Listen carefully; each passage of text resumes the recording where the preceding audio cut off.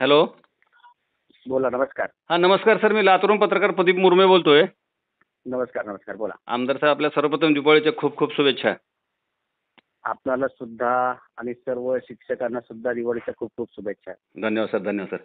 Sir, शिक्षक समन्वय संघाच्या वतीने हा. नुकतंच 12 दिवसाचं वेतन आंदोलनाच्या मागणीसाठी आझाद मैदानावरती आंदोलन झालं बरोबर. आणि 12व्या दिवशी शिक्षण मंत्री ज्यावेळेस या मैदानावरती गेले, आझाद मैदानावरती, आणि त्यांनी शिष्ट मंडळाची चर्चा केली शिक्षक समन्वय संघाच्या, आणि हो. त्यांनी शब्द दिल्यानंतर शिक्षक समन्वय संघाने म्हणा किंवा शिक्षकांनी तो हो. आंदोलन 12व्या दिवशी मागे घेतलेलं आहे. तर याकडे एक शिक्षक आमदार म्हणून आपण कसे पाहता किंवा काय प्रतिक्रिया आपली?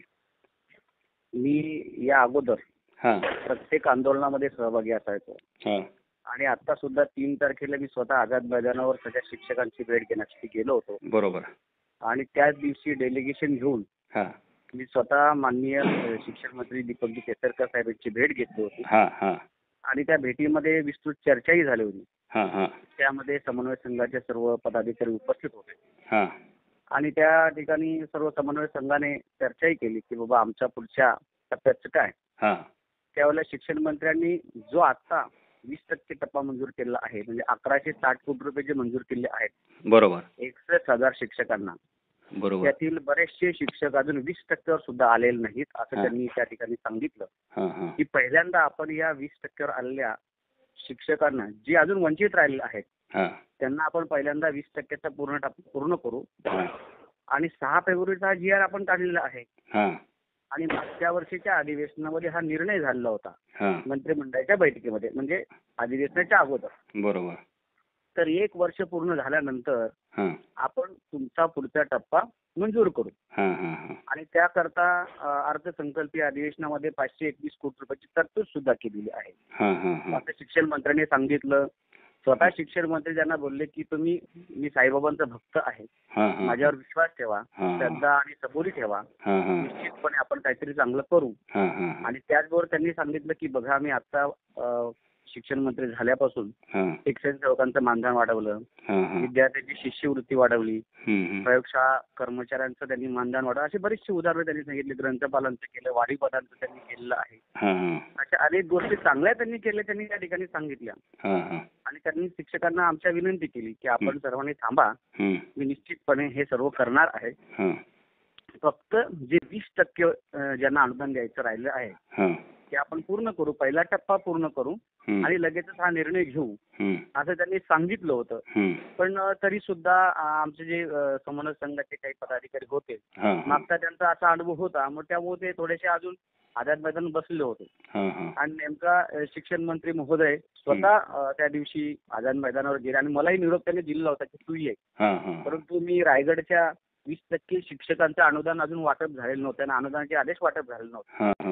मी त्या ठिकाणी पोहोचलेलो होतो, म्हणून मी आझाद मैदानावर त्या दिवशी, ज्या दिवशी शिक्षण मंत्री गेले त्या दिवशी पोहोचू शकलो नाही. पण त्यांनी सांगितलं की तू ये, आपण जाऊया, सगळ्या शिक्षकांची समजूत काढूया आणि निश्चितपणे आपण त्या शिक्षकांना ठरल्याप्रमाणे 1 जानेवारी पासून पुढचा टप्पा आपण देणारच आहोत.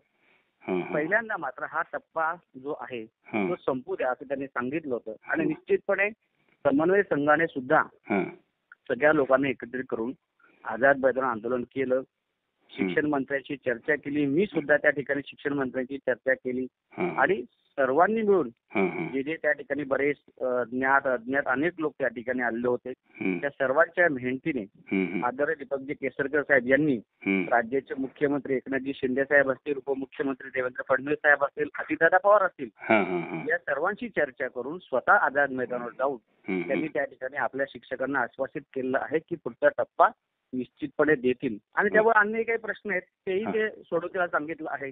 आता बऱ्याच शाळांमध्ये काय झालं की 30 आणि 20 ही शेवटच्या वर्गाची पटसंख्या पाहिजे, पण मागच्या वर्षी नव्हती. पण ती जर यावर्षी वाढली असेल त्यांना सुद्धा अनुदान द्या असं माझ्या समक्ष शिक्षण मंत्र्यांनी सांगितलं. पण त्याच्यासाठी त्यांची तपासणी वगैरे करून घ्या, अहवाल मागवा आणि त्यांना सुद्धा अनुदानावर लवकरात लवकर एकही शिक्षक अनुदानापासून वंचित राहिलं नाही पाहिजे अशी त्यांची स्वतःची भूमिका आहे.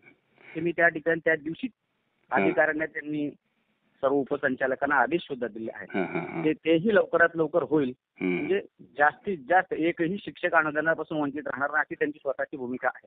म्हणजे सर त्याकरता आमदार हां, म्हणून मी हां. सातत्याने पाठपुरावा करत राहणार त्या ठिकाणी. म्हणजे सर सरकारने राज्यभरातील जे काही 63,000 जे काही शिक्षक आहेत त्यांची दिवाळी गोड केली असे म्हणायचे का? निश्चितपणे सर, निश्चितपणे. ऑलरेडी त्यांनी बघा मागच्या वर्षी स्वतः डेअरिंग करून मी स्वतः रात्री 1:30 वाजता माननीय मुख्यमंत्री साहेबांकडे गेलेलो होतो, हां, मी आणि माझे बंधू. हां. आणि त्यावेळेला त्यांनी त्या ठिकाणून केसरकर साहेबांना फोन लावला होता आणि केसरकर साहेबांनी सुद्धा हां. सांगितलं की साहेब आपण आदेश दिला त्याप्रमाणे आपण करूया. हां, हां. आणि मुख्यमंत्री उपमुख्यमंत्री यांच्याशी चर्चा करून मागच्या वर्षी अनुदान जे 1160 कोटी रुपये होतं त्यांनी डेअरिंग करून दिलं होतं. बरोबर, बरोबर. या अगोदरच्या शिक्षण मंत्र्यांनी डेअरिंग करण्याचा प्रयत्न केलेला नव्हता. आता काय कारण होती मला माहित नाही, बरोबर. पण त्यांनी स्वतः हं. या ठिकाणी पुढाकार घेतला आणि आपल्या शिक्षकांना न्याय देण्याचा प्रयत्न केलेला आहे. आणि त्यांचं म्हणणं आहे की हाच टप्पा नाही तर पुढे सुद्धा भविष्यामध्ये सगळ्यांना वाढीव टप्पे दिले जातील. म्हणजे आमचा शिक्षक जो 20 वर्षापासून विनातत्वावर काम करतोय हां, हां. त्याला भविष्यामध्ये मला वाटतं जर शिक्षण मंत्री केसरकर साहेब आणि मुख्यमंत्री एकनाथजी शिंदे साहेब, उपमुख्यमंत्री देवेंद्र फडणवीस साहेब आणि अजितदादा पवार यांनी सगळ्यांनी ठरवलेलं आहे की आता एकही शिक्षक अनुदानापासून वंचित राहणार नाही. सर आपण सत्ताधारी आमदार असून मुख्याध्यापक होतात म्हणून शिक्षकांच्या आपल्याकडून खूप हां हां बरोबर बरोबर पण सध्या आता आपण त्यामुळे शिक्षकांच्या साहजिकच आपल्याकडून खूप अपेक्षा आहेत. त्याबद्दल तुम्ही आम्हाला काय सांगाल? राज्यातले अनेक शिक्षक मला फोन करतात. हां. जवळजवळ 200 फोन मी रोज अटेंड करतो. आणि यामध्ये प्रामुख्याने अनुदानासाठी जे अनुदान किंवा त्यांच्या ज्या काही समस्या आहेत त्या समस्या सोडवण्यासाठी सातत्याने ते मला फोन करत असतात. मी त्यांना उत्तर देत असतो, त्याचा पाठपुरावा करत असतो.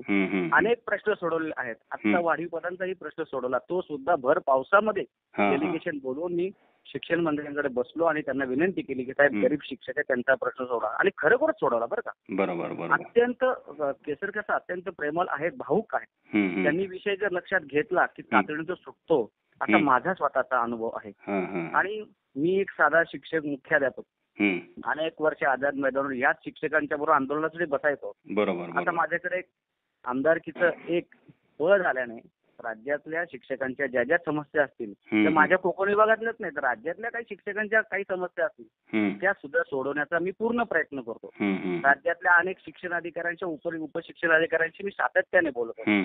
त्याचा फोन येतो, त्या समस्या जाणून घेऊन मी त्या सोडवण्याचा प्रयत्न करत असतो. काही अशा समस्या आहेत की त्या टेक्निकली अडचणीमधल्या आहेत. बरोबर. त्याचा पाठपुरावा नेहमी चालूच आहे, त्या कुठं थांबणार नाहीत. पण प्रत्येकाचा प्रश्न सुटावा याकरता मी प्रामाणिकपणे एक शिक्षक म्हणून मुख्याध्यापक म्हणून सातत्याने प्रयत्न करत असतो. सर अघोषित शाळांच्या अनुदानाचे अनेक प्रस्ताव शिक्षण संचालक जे काही कार्यालय पुण्याचं त्या ठिकाणी धूळ खात पडून आहेत. तर या प्रकरणी आपण आमदार म्हणून शिक्षक आमदार म्हणून पाठपुरावा कसे करावे असे राज्यभरातील अनेक शिक्षकांची मागणी या संदर्भात काय सांगाल सर? मी मागच्या 4 महिन्यापासून त्याचा पाठपुरावा करतोय. मी माननीय आयुक्तांच्या 4 बैठका घेतल्या आणि त्यांना सुद्धा विनंती केली की हे प्रस्ताव तातडीने पाठवा. आणि माननीय शिक्षण मंत्री आणि महोदय सचिव महोदय यांनी सांगितले की राहिलेले प्रस्ताव आपण लवकर मागून घेऊ आणि सर्वांना एकदाच आपण अनुदान आणूया. ठरवलेलं आहे पण त्याच्यामध्ये काही त्रुटी असतील, काही प्रॉब्लेम्स होते म्हणून ते राहिलेत. पण त्यांना सुद्धा लवकर त्याची फाईल सुद्धा माननीय शिक्षण मंत्री महोदयांकडे गेलेली आहे. त्यांच्याकडनं ती मंजूर होऊन आली. उर्वरित जेवढे प्रस्ताव आहेत ते सर्व मंत्रालयामध्ये मागवले जातील. त्यांना मंत्रिमंडळाच्या बैठकीमध्ये समोर ठेवलं जाईल. त्याची आर्थिक तरतुदीसाठी वित्त विभागाकडेही पाठवलं जाईल आणि लवकरात लवकर त्यांना सुद्धा अनुदान आणण्यासाठी मी स्वतः प्रयत्न करणार आहे. सर त्रुटीपात्र ज्या काही शाळा आहेत त्यातील शिक्षकांनी आता म्हणजे त्रुटीची पूर्तता केली आहे आणि तरी देखील त्यांच्यावरती जो काही अन्याय झालेला होता तो अन्याय दूर झाला नाही. तर या संदर्भामध्ये पण काय सांगाल सर? काय पाठपुरावा चालू आहे? त्यांची पण फारच मागणी. बऱ्याचशा त्रुटी आहेत. त्याच्यामध्ये मागच्याही लोकांचं म्हणणं होतं की आम्ही 20% होतो, आमच्या त्रुटी निघाल्या होत्या आणि पुढचा टप्पा दिलेला नव्हता. त्या तांत्रिक अडचणी होत्या. त्याच्याविषयी पण चर्चा माझी त्यावेळेला झाली होती. परंतु जे मिळतंय पदरामध्ये ते पाडून घ्यावं अशी भूमिका होती की बाबा आता जे मिळतंय ते आपण घेऊया. कारण त्यात मध्ये काहीतरी आपण वेगळा मार्ग काढला तर मग पूर्ण काहीतरी प्रॉब्लेम त्याच्यामध्ये निर्माण होऊ शकतात. परंतु आता जे त्रुटीमध्ये आहेत त्यांना सुखरूप अनुदान मिळवून देण्यासाठी ज्ञानेश्वर मात्र एक शिक्षक म्हणून निश्चितपणे प्रयत्न करत राहील एवढा तुम्हाला या ठिकाणी शब्द देतो. सर यावेळच्या आंदोलनाची सरकारने लवकरच दखल घेतली म्हणा किंवा वेळीच दखल घेतली आपण असं म्हणू. त्यामुळे त्याचं कारण- अनुदान त्यामुळे जे काही दिलेला जो काही शब्द आहे सरकार म्हणा किंवा शिक्षण मंत्री पाळतील का नाही अशी पण एक शंका, कारण एवढ्या लवकर म्हणा किंवा वेळीच दखल घेतलेली आहे. आतापर्यंत जर अनुभव बघितला आपण तर कटू अनुभव होता, पण यावेळी शिक्षण मंत्र्यांनी लवकरच म्हणा वेळीच म्हणा दखल घेतलेली आहे. त्यामुळे दिलेला शब्द मुख्यमंत्री शिक्षण मंत्री पाळतील का नाही अशी एक शंका शिक्षकांमधून उपस्थित केली होती. याबद्दल तुम्हाला काय सांगायचं, नेमकं काय वाटतं? मुरमे सर, माझा असा अनुभव आहे हा की हे आंदोलन सुरू असल्यानं म्हणजे बघा, आता मराठा आंदोलन सुरू होतं, बरोबर. त्यामुळं थोडासा प्रॉब्लेम मलाही त्या ठिकाणी जायला येत होता. हा. परंतु मी ज्या वेळेला डेलिगेशनच्या सोबत गेलो हा त्यावेळेला त्या ठिकाणी शिक्षण मंत्र्यांची चर्चा, आणि मला विश्वास आहे हा त्यांनी शब्द दिलेला पूर्ण करतात, मुख्यमंत्र्यांनी दिलेला शब्द पूर्ण करतात. हा हा मी मागच्याही वर्षी त्यांना बोललो की साहेब, दिलेला शब्द न मोडणारी व्यक्ती म्हणून आपल्याकडे पाहिलं जातं, आपण हा निर्णय घ्यावा. आणि न थांबता साहेबांनी फोन केला होता, मला चांगला आठवत आहे. हा, रात्री 1 वाजताची ती गोष्ट होती. हा. साहेबांनी स्वतः त्यांच्या भाषणामध्ये सुद्धा उल्लेख केला होता. हा. ते ही माणसं आहेत ना, मी पाहिलेत, तरी सगळे ग्राउंड लेवलचे नेते आहेत. हा. मुख्यमंत्री असतील, शिक्षण मंत्री असतील, उपमुख्यमंत्री असतील, यांनी पाहिलेलं आहे. शिक्षक अनेक वर्षापासून त्यांच्या घरची अवस्था काही त्यांना समजलेलं आहे. बरोबर. म्हणून त्यांनी अगोदरच ठरवलं आहे. हम्म. अर्थसंकल्पीय अधिवेशनात ज्यावेळेला केसरकर साहेबांनी भाषण केलं त्यावेळेला त्यांनी उल्लेख केला आहे की पुढील टप्पा आम्हाला द्यायचा, त्यासाठी आम्ही 521 कोटी रुपये तरतूद करतोय, असं त्यांनी अगोदरच ठरवलेलं आहे. पण त्यांचं काय म्हणणं आहे की जे राहिलेले आहेत त्यांना पूर्ण करू द्या, आणि आम्ही घोषणा केलेली आहे, त्याला अजून 1 वर्ष पण पूर्ण झाले नाही. बरोबर. 1 जानेवारी पासून आणलेलं आहे, अजून 1 जानेवारी यायला 2 महिने बाकी आहेत. आणि मला विश्वास आहे की ते निश्चितपणे करतील, त्यात कुठेही दगापटका होणार नाही. आणि मी स्वतः आहे ना त्यात पाठपुरावा करतो ना, एक शिक्षक म्हणून. बिलकुल. आणि अन्य शिक्षक आमदार तेही पाठपुरावा करतील. बिलकुल. सर, या मुलाखतीच्या माध्यमातून राज्यभरातील 63,000 शिक्षकांना शिक्षक आमदार ज्ञानेश्वर म्हात्रे काय आव्हान करतील? मी सगळ्यांना एकच विनंती करेन की आपल्याला आपल्या हक्काचा जो पगार आहे तो मिळणारच आहे. परंतु हे करत असताना ज्या विद्यार्थ्यांना आपल्याला घडवायचं आहे त्यांच्याकडे आपण विशेष लक्ष दिलं गेलं पाहिजे. तुमच्या ज्या काही समस्या असतील, आम्ही सर्व 7 शिक्षक आमदार राज्यातले 7 शिक्षक आमदार निश्चितपणे प्रयत्न करू. पण माझ्याशी कोणी संपर्क केला तर त्या शिक्षकाचा वैयक्तिक प्रश्न असेल, सामूहिक प्रश्न तर मी सोडवत असतो, पण वैयक्तिक प्रश्न असतील ते सुद्धा मी सोडवण्याचा पूर्णपणे प्रयत्न करतो. जिथे जिथे अडचण असेल तिथे आम्ही सर्व शिक्षकांच्या सोबत आहोत. आणि हे सरकार सुद्धा शिक्षकांच्या सोबत आहे, हे आपण पाहिलेलं आहे.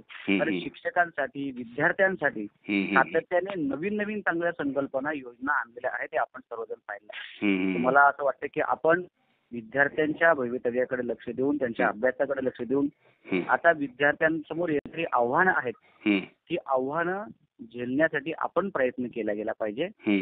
विद्यार्थ्याला सक्षम बनवलं पाहिजे.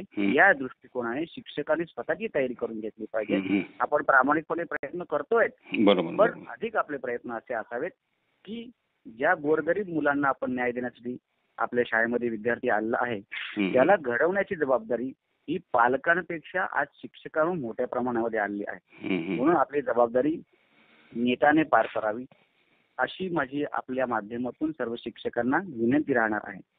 धन्यवाद सर, धन्यवाद. आपण आम्हाला वेळ दिलात, आमच्याशी संवाद साधला, त्याबद्दल आपले खूप खूप आभार सर. धन्यवाद. येस मुरमे सर, त्याचबरोबर पुन्हा एकदा आपल्याला आणि जे कोणी शिक्षक ही आपल्या दोघांचा संवाद ऐकणार आहेत त्या सर्वांना या दिवाळीच्या खूप खूप शुभेच्छा.